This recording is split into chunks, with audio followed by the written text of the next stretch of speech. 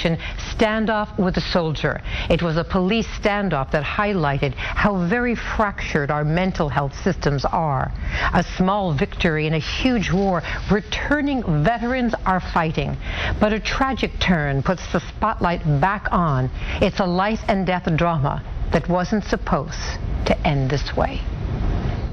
I pray every day to, I can accept this. I hope God help me with this. This is the face a mother wants to remember. A proud young soldier heading off to war, to Iraq. The little boy Mariah Rosario called Frankie had grown up. But upon returning from Iraq to live in this Miami apartment, Franklin Rosario would fight a different battle, one that raged in his head. Everything changed in that day they came back. From the war? From the war, but I accept because he was alive. Medical records dating back to 2007 and the battlefield show he suffered post-traumatic stress syndrome and traumatic brain injury. This soldier was medically evacuated from Iraq after a break with reality. In Miami, reportedly threatening to kill himself and others while stockpiling weapons, a family member, Rosario, the soldier, would hurt himself and others. He was ready to explode. Finally, the SOS reached Judge Steve Leifman's office, and he went to rescue Rosario. Putting his life on the line, police negotiator Victor Millan, an Iraqi war vet who spent 7 hours talking him down. If there were one thing that he said, or you said, or that came out in that you will always remember. They don't care. They don't care. A nightmare appeared diverted. Rosario was sent for treatment at South Florida State Hospital, where his mother says he recently told her he wanted to kill himself. Mommy, I want to kill myself. I want to cut my wrist. Just 2 weeks ago, he was released and handed over to police. Along with his weapons, police said they had found videos that allegedly contained pornography with apparent minors. Rosario was booked into the jail, and this is the last video of him when he appeared in bond court. So you want to go forward with no lawyer representing you? Okay, and you were going to hire a private lawyer, and do you have a name of a lawyer? No, Your Honor. It's not clear what the judge knew or didn't know about his mental health and history. He's been diagnosed with PTSD. Okay. A police detective brought up the issue of his having guns. He was just released from a mental health institute. He was there for 5 months, and we recovered a enormous amount of guns from his house. I'm just ordering you that you may not possess any firearms. Do you understand that? Yes, Your Honor. Okay. He complied. He went home without a gun, but he had a knife. 4 days later, he used it on himself. His mother found him. And when I get upstairs, he was in the bathroom. Yeah, he was already there when I get over there. I couldn't do nothing for my son. They killed my son. So somebody got to explain this to me, because I can't understand this.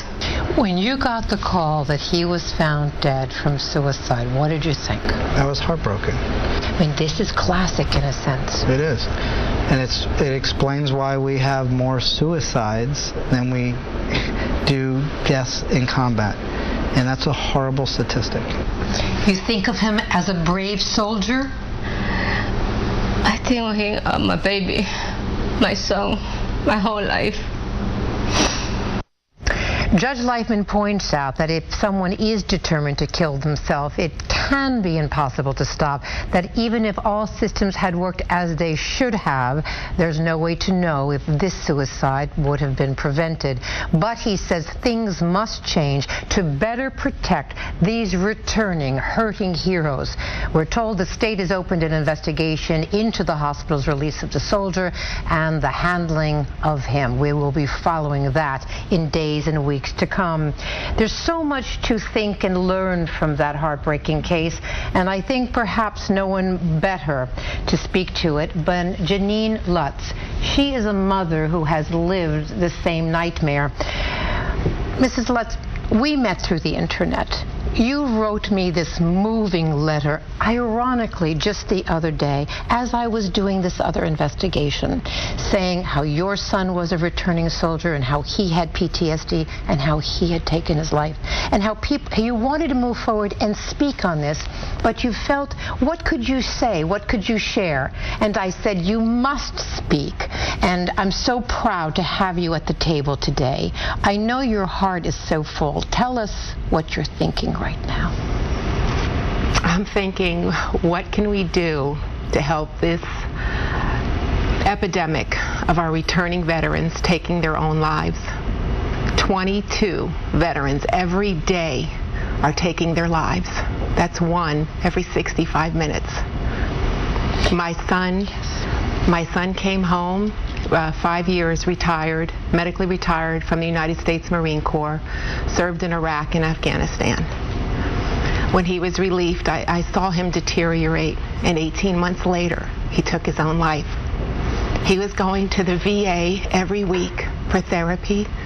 He was taking the medication that they gave to him. He tried and he battled, and he lost his battle.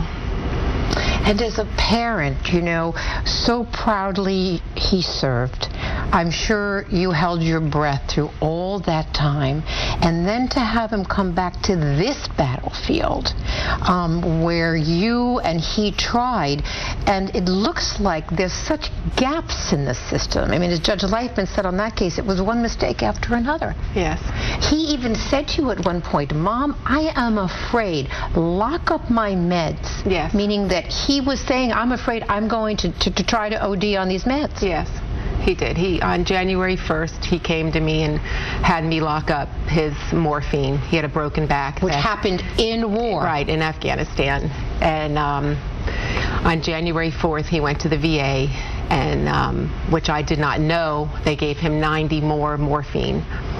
And on January 12th, he took his life, and his psychiatrist had called because Johnny had missed an appointment, and I returned the call and said Johnny was gone. And she said, I can't believe that. He was doing so good. He told me that you locked up his meds and you were doling it out. And I said, well, why did you give him 90 morphine? She said, well, I didn't do it. The other doctor gave it to him. But somebody who's diagnosed with severe PTSD that had one attempt already, why would you put 90 morphine? Why would you give him the tool and put it in his hand? And I think this is the starting place, and I think sadly it's going to be the mothers and fathers, the survivors of those who've already gone down this path, to really scream. I mean, Americans will want to get behind you, and we honor you for your child's service. And this system needs to be changed, and now it's your battle. Yes, it is. I know you even went to the memorial service the other night for Franklin Rosario. Yes, I did. Because you just see the grief and the questioning of families. I mean, people can say, well, there was mental illness, but you trace it back to the war. The papers are there. Right. What did you share when you were at that service? I just wanted that family to know they're not alone. I know their pain, and nobody knows my pain. They can feel sad for me, but you don't know until you've lost a child. And to lose a child by suicide, yes, is even greater. And the thing is that so often we know there's secrets, but you're here to share that there were red flags that you want parents of other military to know. For example, he started to be really withdrawn. Yes. Right. There's things that I know now after the fact that, of course, I wish I would have known before, that I wish the VA would have given me these signs and red flags to look for. My son started to withdraw, not in the beginning, but it was a gradual. PTSD is a gradual, insidious disorder. Yes. He began to withdraw and pull away from the things he liked. He disconnected from his life. Yes. the things he enjoyed, his friends. And that was really when, you need to get a tag team of the best on. And we're supposed to be having the VA on next week, right before Memorial Day, where we will be taking this up. You're going to be running on Memorial Day. Tell us about that run. We'd like you to get as much support as possible. It's the Memorial Day Classic in Weston, Florida. It's a 5K run to honor the fallen. And of course, this is very important to me because of my son, Johnny, but also it would have been his 25th birthday. And I have become somebody who has raised a lot of money for this organization who's having the run, and so they have asked me to speak. Yes. So I will be speaking and telling my son's story. Well, I know you're going to be speaking, and your words and message is going to echo around this country. We will have you back, and we feel so proud to have you here for your first really speaking out publicly, and I know so many people will be behind you. And you're on Facebook, so people want to find you on Facebook. Yes. And share their stories. Thank you, bless you, and we'll be thinking of your son. Thank you, Michelle. Thank you. Still to come, we're going to take you inside South Florida's School for Advanced Studies to see why Newsweek magazine selected it as the 6th best in the country. You'll also meet the principal of SAS and 2 students. We'll be right back.